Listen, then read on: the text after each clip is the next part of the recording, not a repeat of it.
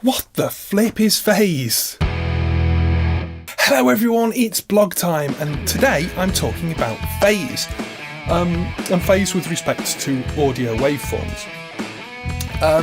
So what is phase? Well, in technical terms, phase is a measure of a point along the waveform within the context of one cycle of that waveform. So we split a single cycle up into 360 degrees and we can measure a point along the waveform in degrees. So from an audio perspective, let's imagine a sound source signal generator here, and it's pumping out a sine wave in compressions and rarefactions in the air, sound waves effectively. Now we have a microphone over here. The sound travels from this single point source over to the over to the microphone over here, and it takes X amount of time to travel that distance. Cool, that's fine. Now let's imagine that the period of that wave is the same length of time that it travels to takes to travel this distance. It doesn't have to be, but just for the context of this thought experiment. So when the sound leaves this point, we have a peak, for example. When a peak leaves this point, the peak from the previous cycle is hitting this point. Let's now add a second microphone halfway between. Okay, so that's interesting. So when we get a peak at this point, we have a trough at this point because we're halfway through the cycle of the wave. So what happens when we mix these two together? Well, they counteract each other. They cancel each other out. And that is an extreme example of a phase issue in recording. Now, obviously, we're not using single point sinusoidal waveform sources or two microphones spaced in such a manner. But we do have issues sometimes when recording things like drums with close mics and overheads. So it's important to think about how a perfect signal is affected by phase issues and how that can apply to a real life example. So in terms of the technical way of describing this scenario, we can say that this microphone signal and this microphone signal are 180 degrees out of phase. So there's another phase issue, the most common phase issue in recording studios, and that is with snare drum microphone setups. We usually mic the top and the bottom of the snare and point the microphones in opposite directions. Now, let's think of this as a thought experiment, again, with a single point sound source. And I'm going to start it here, and it's, beaming out. It's a sine wave in all directions. But this is the direction we're interested in for now. So I've got a microphone this way. Fine. When a peak hits this microphone, the diaphragm's pushed down. Fine. And converted to electricity. Now, let's imagine, for example, another microphone pointing the other direction. Okay, well that's interesting. When a peak pushes this diaphragm down, it's also going to push this diaphragm down, but this microphone's facing the opposite direction. So it's going to create a signal that is 180 degrees out of phase. There's no timing difference in this situation. Well, minimal timing difference between these waveforms, but it's to do with the angle of the microphone. And we address that, as I say, on a daily basis as we look at snare drums. Think of the top skin of the snare drum as the main sound source.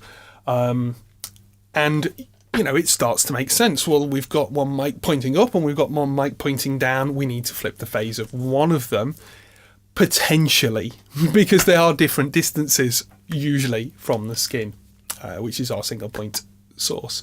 So it gets very, very complicated, but there's really easy ways to check it simply by going through when you're recording and flipping the phase on your recording desk, or maybe your interface if you're working in just our straight off an interface with preamps, or you can do it in your DAW. So if you're a Mixbus user, you've got an amazing tool under your fingertips that was implemented in one of the more recent versions of Mixbus for analysing the optimal phase configuration of a set of recorded tracks, I should say. It's particularly useful for drums, and I'm going to use that as an example when I show you. But you can use it on all sorts of instruments, all sorts of signal sources, whether it be a choir, an orchestra, a guitar, whatever. And it's really quick to do as well. Fantastic. So we're going to go over to the computer and look at how Mixbus deals with multiple microphones and phase analysis. Okay, so let's look at the drums that I've got set up in this project. I've got samples and overhead and room channels for those samples, spot mics for everything, 2 sets of overheads, and there's a reason for that. I'll talk about that maybe in another video, and a mono room mic.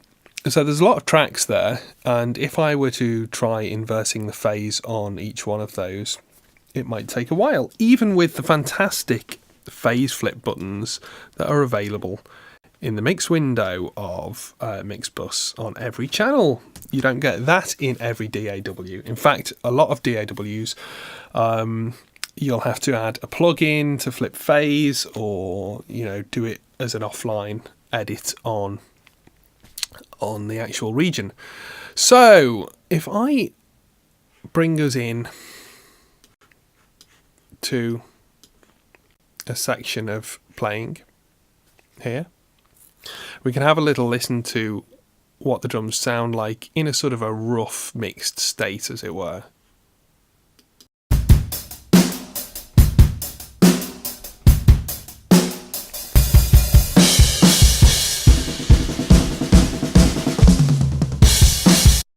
Okay, so that's a little snippet of the drums.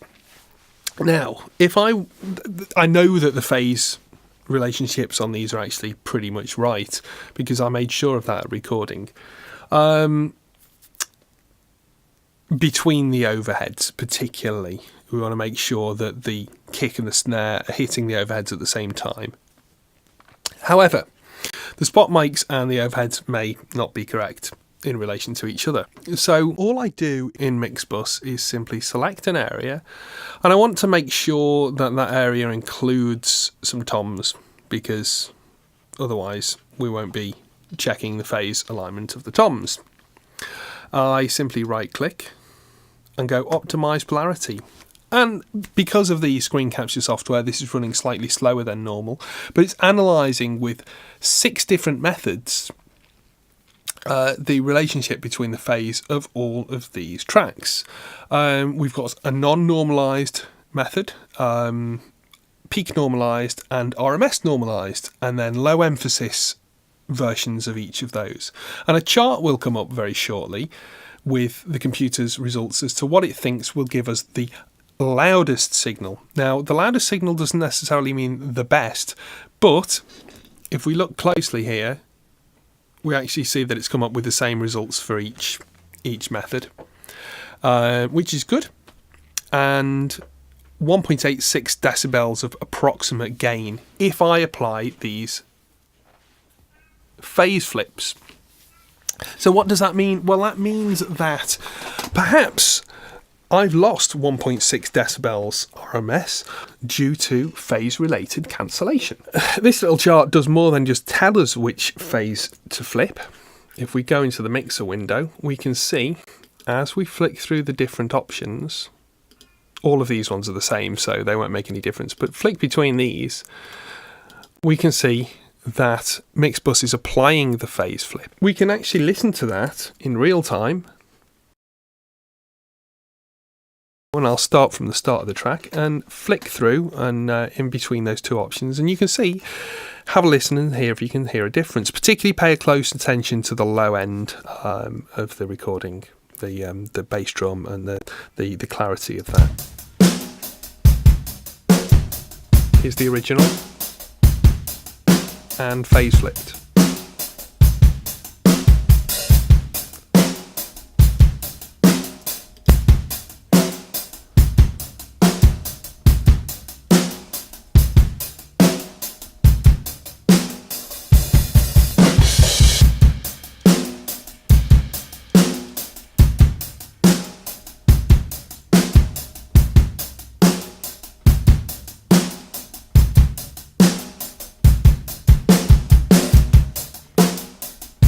So hopefully you'll be able to hear there that there's a subtle change, but important in terms of coherency of the bass drum. and, to some extent, the snare. And just in case you couldn't hear the subtleties of that, here's an example with the overheads and the kick on their own. So here's the original.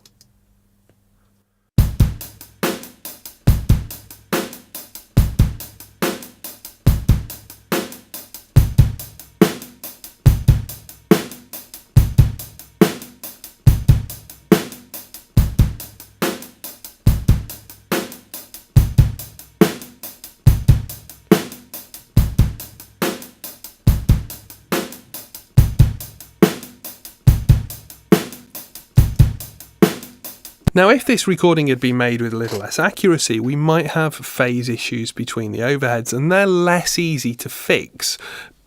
You sometimes have to do that with time alignment.